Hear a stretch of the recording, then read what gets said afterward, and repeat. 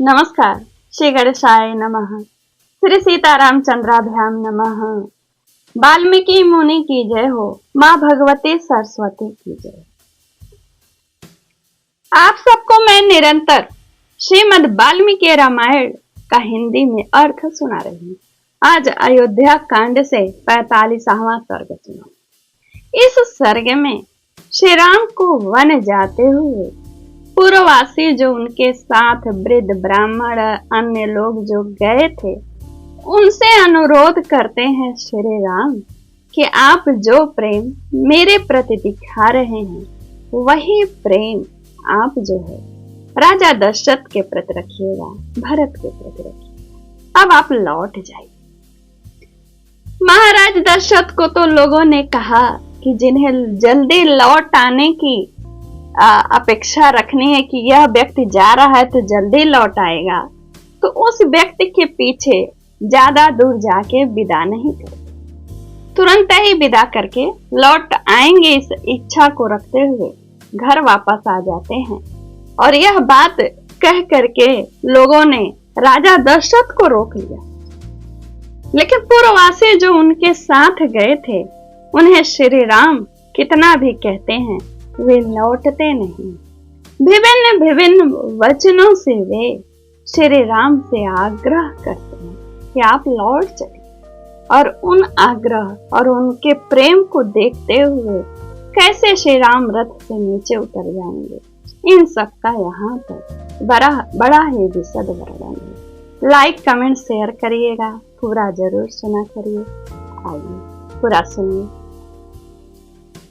उन प्रजाजनों ने श्री राम से घर लौट चलने के लिए बहुत प्रार्थना की, किंतु वे पिता के सत्य की रक्षा करने के लिए वन की ओर ही बढ़ते गए। वे प्रजाजनों की इस प्रकार स्नेह भरी दृष्टि से देख रहे थे मानो वे अपने प्रजाजन को नेत्र से ही पी जाएंगे और उन्हें संतान की तरह प्रेम कर रहे थे। श्री राम, अयोध्या वासियों का मेरे प्रति जो प्रेम और आदर है वह मेरी ही प्रसन्नता के लिए भरत के प्रति अधिक रूप में होना चाहिए। उनका चरित्र बड़ा ही सुंदर है, सबका कल्याण करने वाला है। श्री राम कहते हैं नगरवासियों से। कैकेयी के आनंद को बढ़ाने वाले हैं भरत। कहते हैं वे अवस्था में छोटे होने पर भी ज्ञान में बड़े हैं, पराक्रमोचित गुणों से संपन्न होने पर भी स्वभाव के वे बड़े कोमल हैं। वे आप लोगों के लिए योग्य राजा होंगे और प्रजा के भय का निवारण करेंगे। वे मुझसे भी अधिक राजोचित गुणों से युक्त हैं, इसलिए महाराज ने उन्हें युवराज बनाने का निश्चय किया है। अतः आप लोगों के अपने स्वामी भरत की आज्ञा का सदा पालन करना चाहिए। मेरे वन में चले जाने पर महाराज दशरथ जिस प्रकार भी शोक से संतप्त न हो, वही आप लोगों को प्रक्रिया करनी है कि वे प्रसन्न रहें। समस्त पूर्ववासी अत्यंत दीन होकर आंसू बहा रहे थे और लक्ष्मण सहित श्री राम मानो अपने गुणों में बांधकर उन्हें खींचे लिए जा रहे थे। उनमें बहुत से ब्राह्मण थे जो ज्ञान अवस्था और तपोबल तीनों ही दृष्टियों से बड़े थे। वृद्धावस्था के कारण कितनों के तो सिर कांप रहे थे। वे दूर से ही इस प्रकार बोल रहे थे, अरे वो घोड़े तेज गति से वन की ओर जो जा रहे हो, लौट आओ, वन में ना ले जाओ श्री राम को। ये तो सभी प्राणियों के कान होते हैं, परंतु घोड़ों के कान तो बड़े होते हैं यूं तो। अतः तुम्हें हमारी याचना का ज्ञान नहीं हो रहा है। तुम मेरी बातों को घोड़े सुन नहीं रहे हो, क्यों वन की ओर लिए जा रहे हो? वन से लौटा लाओ, अयोध्या की तरफ ले चलो। वृद्ध ब्राह्मणों के इस प्रकार आर्तभाव से प्रलाप करते देख श्री रामचंद्र जी सहसा रथ से नीचे उतर गए। वे सीता और लक्ष्मण के साथ पैदल ही चलने लगे। ब्राह्मण का साथ न छूटे इसके लिए वे छोटा छोटा पग करते हैं, उनके बराबर ही चले, लंबे डग से नहीं चलते हैं। वन में पहुंचना ही उनकी यात्रा का परम लक्ष्य था। श्री रामचंद्र जी के चरित्र में वात्सल्य गुण की प्रधानता थी। उस समय उनकी दृष्टि में दया भरी हुई थी, इसीलिए वे रथ के द्वारा चलकर उन पैदल चलने वाले ब्राह्मणों को पीछे छोड़ने का साहस वे ना कर सके। श्री राम को अब भी इतनी प्रार्थना करने पर भी वन की ओर जाते हुए देखकर ब्राह्मण घबराए।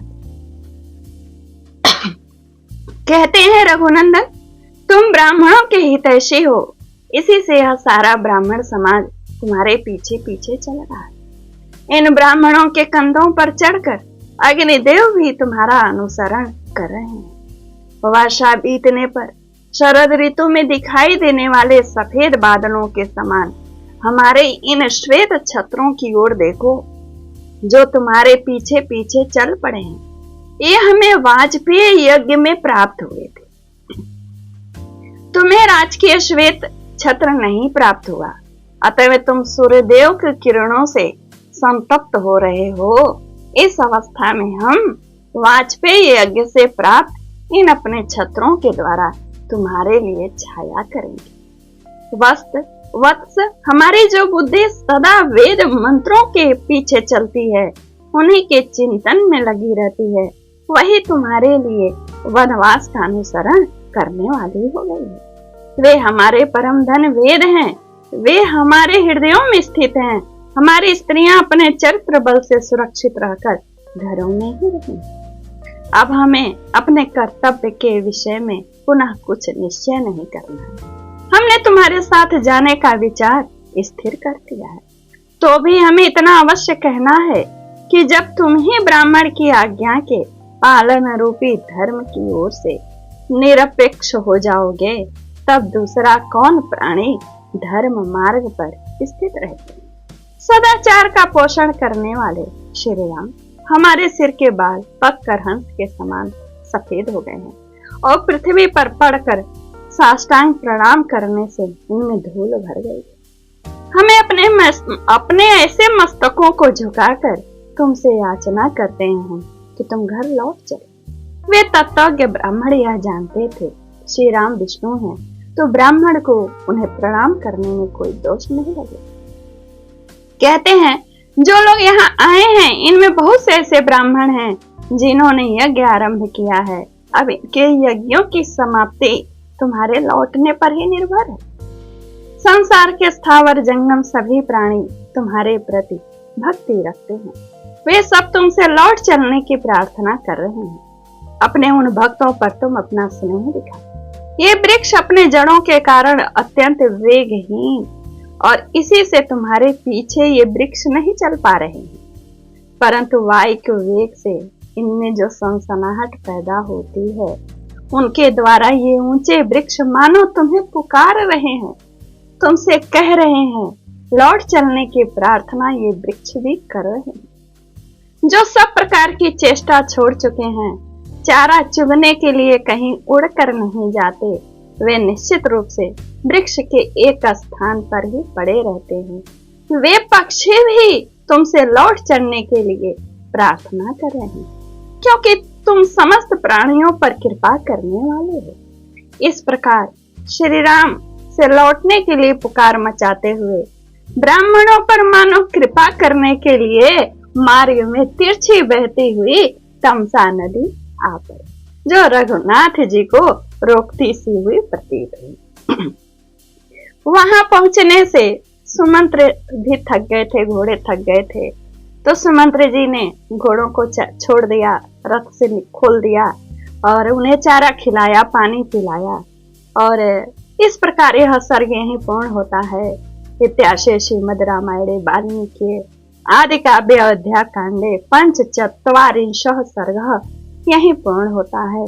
अगले सर्ग में तमसा नदी के किनारे लक्ष्मण सहित निवास करेंगे श्री राम, और माता पिता और अयोध्या के लिए चिंता तथा पूर्ववासियों को सोते छोड़कर वन चले जाएंगे।